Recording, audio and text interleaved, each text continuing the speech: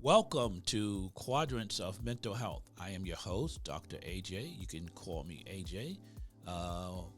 Appreciate you guys stopping by. We encourage you to not call in. I'm on the wrong platform for call in. Definitely comment, subscribe, like. Today on Quadrants of Mental Health, we're going to be talking some more about self-care, the importance of self-care and what that could be, what it should look like for you. I have a guest on this week. The last two episodes we had Janice Brown. I was going to call her by her maiden name, Janice Brown, with us, the executive producer of my show. We talked a lot about Kevin Samuels and his contribution to, we call it the manosphere, and how and why so many people did not like him and so many people respected him. But one thing I've said, and I say this all the time, is regardless of which camp you are in, no one ever said that he's a liar, that he doesn't know what he's talking about. They always talked about presentation. They never disputed the information because he always quoted his sources as well, which is a good thing. But today we're going to be talking about self-care and why should we practice self-care? What's the benefit of self-care? Have you seen in previous episodes, I've talked about self-care before, but I like beating that drum. And the reason why I beat that drum is because some people just don't get it the first time. Self-care for me is your mind, your body, your spirit, and your finances. Okay, when I talk about your mind, I'm talking about that mental health, okay, which also could mean for you getting therapy. Strongly recommend getting therapy. Don't discount it. I know culturally there are some cultures who don't believe in it, some cultures who struggle with it, but I want you to learn to embrace therapy, okay? Because we all have trauma in varying degrees. Some of us have severe trauma. When you have severe trauma, it affects the way you interact and relate to other people. Now, I'm going to define trauma as we see trauma at the Quadrants of Mental Health. And also, I teach a parenting class on Monday nights. For anyone who's interested in that parenting class, please reach out. You can go to the website. You can definitely find me. Click on register. The class is in English and in Spanish. On Tuesday night, it's in Spanish, 7 to 8 o'clock, 1 hour. It's not going to hurt you at all. It will help you. And in defining what we call trauma, I say it's any one stressful event. Anytime one thing that's stressful happened to you that is overwhelming, unpredictable, out of your control, and sometimes prolonged, meaning it can go on for a period of time. Such events continue unexpressed. You don't talk about it, unprocessed. We don't know how you feel about it, and misunderstood. And that's when you start to see those maladaptive behaviors that we have and we embrace, and then it becomes a subconscious actions that we take over and over and over again, not knowing why we do the things we do. That's the importance of therapy, to help you to understand the what and the why of what you're doing. Why are we doing it? Why are we acting the way we're acting? You need to understand that, because that's where healing begins. I know people always talk about this. Hurt people. But you know what? Healed people can heal people. Hurt people. That's because it's misunderstood. That's because it's maladaptive behaviors. And then one of the worst things we do is we withdraw from relationship with one another. But you want to be able to come back in a relationship, and that's where healing begins. You have to create a new relationship. And I say this often too, what's not transformed gets transferred. The interesting thing about what I do a lot of times is when you have cultural barriers to healing, because some people spiritually deal with things differently than others do. Some people have a spiritual background and some don't have a spiritual background, but it all depends on where you come from with that. But think about self-care like this. Think about a stool. I'm sitting on a stool now. Stool has 4 chairs. They're very comfortable. Some of them can be. Imagine if you had a stool that you were going to sit in for the rest of your life, and one leg was mental, mind, body, spirit, and finances. All four of those legs are important if that's your stool for life. So which one of those legs you want to cut off?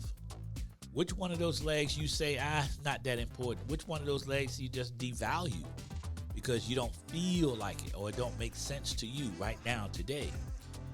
That's the importance of getting therapy. And also, I want to advise you to get a mentor.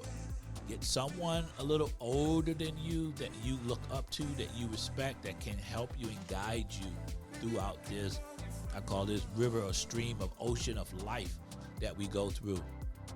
And here's another thing. I've said this on Facebook recently, and I'm going to say it here too. Life is difficult.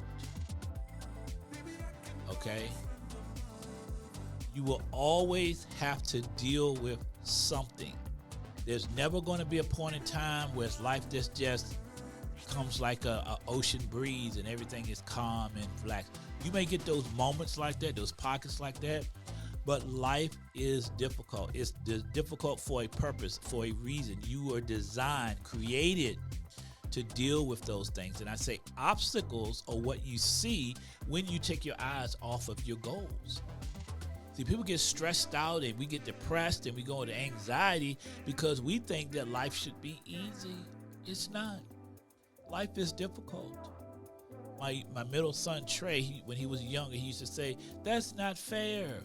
And he was telling me last week, he said, "Dad, you're going to be proud of me with this one," because my kids always say to me, I have 3 grandkids with him, "Life ain't fair. That's not fair." He tells them, it's not fair.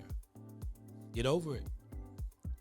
There's never going to be a point in time where it's going to be easy and or fair. But when you get those times in your life where you can go, enjoy them, appreciate them. But remember, get ready for the battle.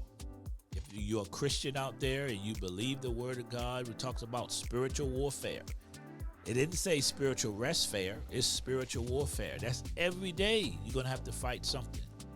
And if you ever think life is going to be easy, that you're not going to ever have to deal with something, then you are sadly mistaken. But that's why it's important for us to practice self-care. That's why it's important for us to get in that stool, that chair, and sit in that and work on it. Your mind, your body, your spirit, your finances. You can always tell people who are working on themselves. That is so important to do. I mean, can you imagine being the same mentally, emotionally, and spiritually, and financially you were at 18 and now you're 30, 40, 50 years old? You're going to be in a world of hurt.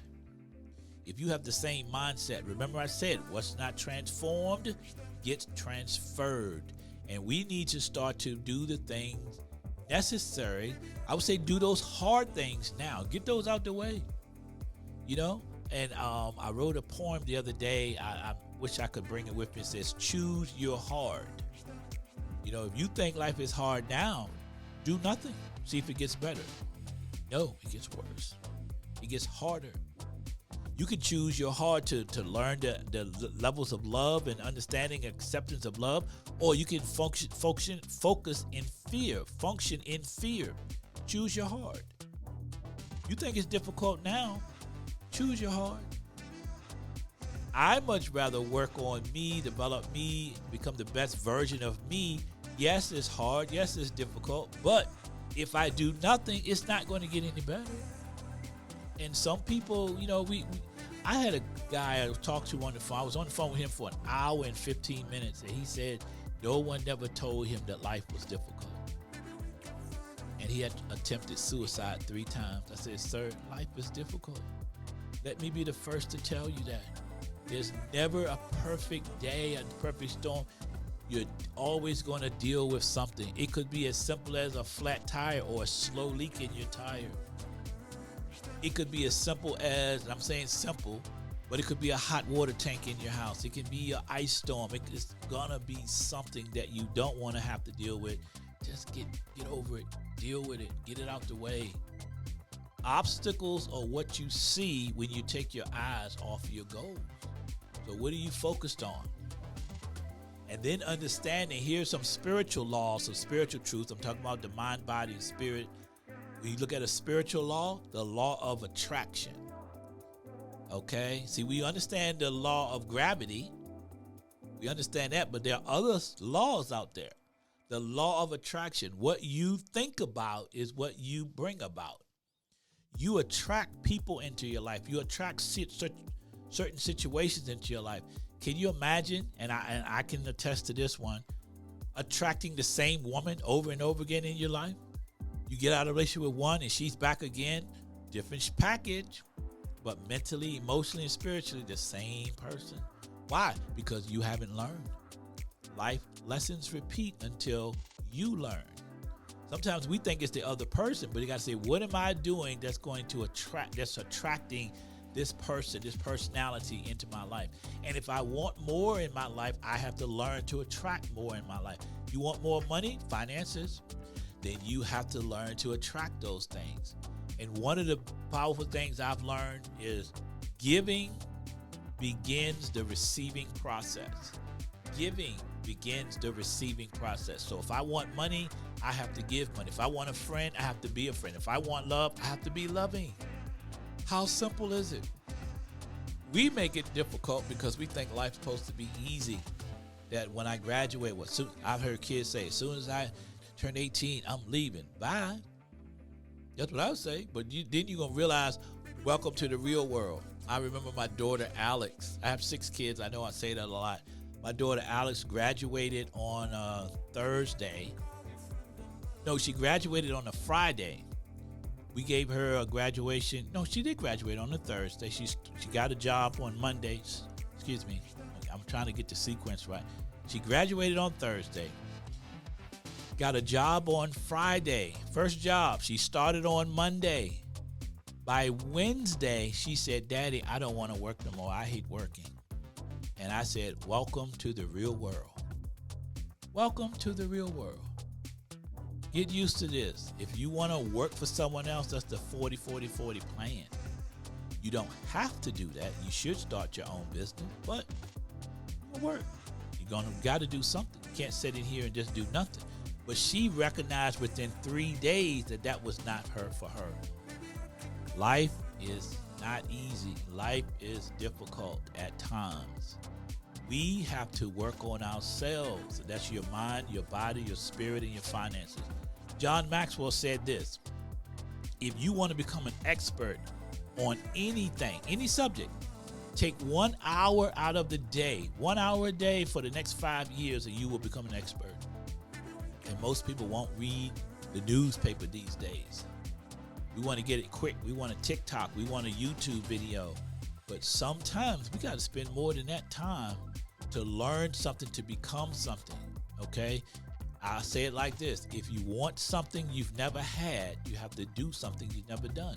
If you want something you've never had, you have to do something you've never done before. And with that, we are going to close this segment. I'll be back again with another segment, but I'm going to encourage you to practice self-care. I beat that drum often and a lot and loud, because when I meet people, I'm saying, what are you doing for self-care? What is your personal development plan? Because without one, guess what? You're going to fail. If you don't have a reading regimen, if you don't work on your mind, your body, your spirit, and your finances, if you're not getting enough sleep, not eating properly, not going to the doctor regularly, it's going to show up. That's why I say therapy is important, and also developing mentors in your life, someone that you can be accountable to, not for, but accountable to. So with that being said, we will see you next time on Quadrants of Mental Health. Thank you, and please share if you enjoyed what you got.